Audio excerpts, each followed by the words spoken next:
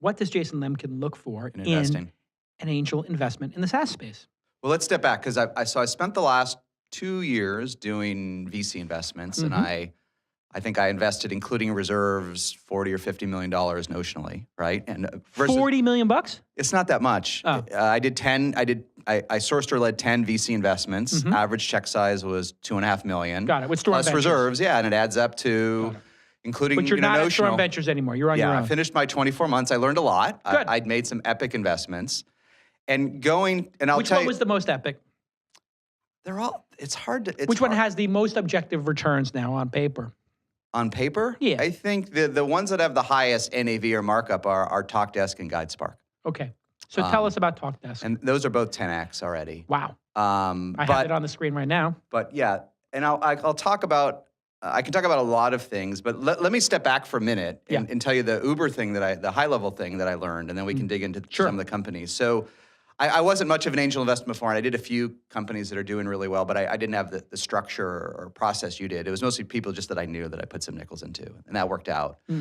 But then what I learned, the biggest difference in today's world between angel and VC is sort of twofold. One, if you're a hot angel, right? If it's you, if it's an Aaron Levy, if it's a David Sachs, for different reasons, you can get into deals. Okay, what's your average check size as an angel historically? 25K. It used to be. Now it's a little higher. A little higher. Okay, but whatever it is, if someone's raising a $500,000 angel round, or even 250 or whatever it is, there's room. If the founder wants you, there's room. As a VC, if you're trying to write even $1 million check, $2 million, there's never room.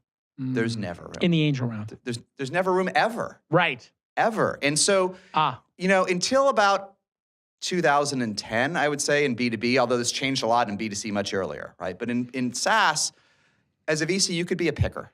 You could sit around your office in Sand Hill until about 2010 or 2011, and to get a 7-figure check, every founder had to go around and suck up to you, and so you could be a picker, right? What you saw early, which a lot of enterprise VCs, is it became the founders have the power. Sure, right? They do. But I don't. The great for VC, ones. it took longer. It took longer, and I don't think in SaaS that was really true until maybe 2011 or 2010, and now you can pick so early, right? And so.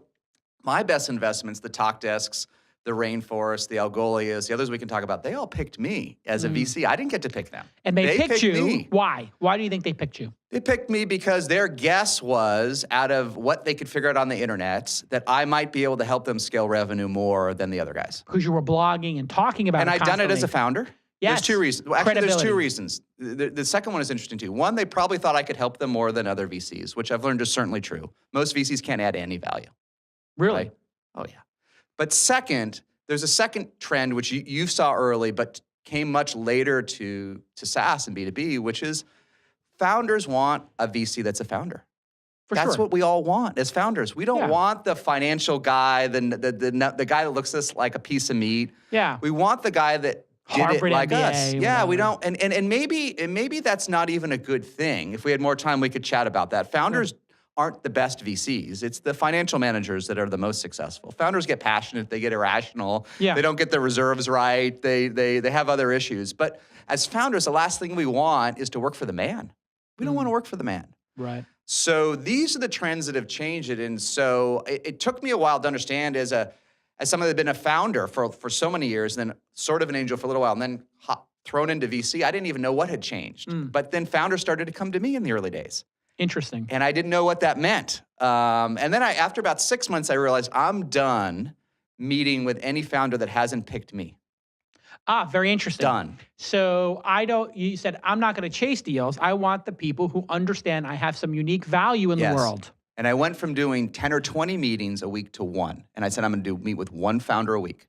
And just what, go deep? I'm going to pre-screen it. I'm going to do my homework. And I'm going to look based on and I'll tell you what my investment criteria are next. I'm going to look for the ones that I think are amazing. And I'm going to do my homework ahead of time. And I'm going to meet with someone that's picked me. Maybe they shouldn't have. But they picked me. And then I'm going to try to do the best and try and meet with 12 a quarter, 14 a quarter, and try and pick 1 a quarter from that 12 and make the best investment I can. And it's worked pretty well.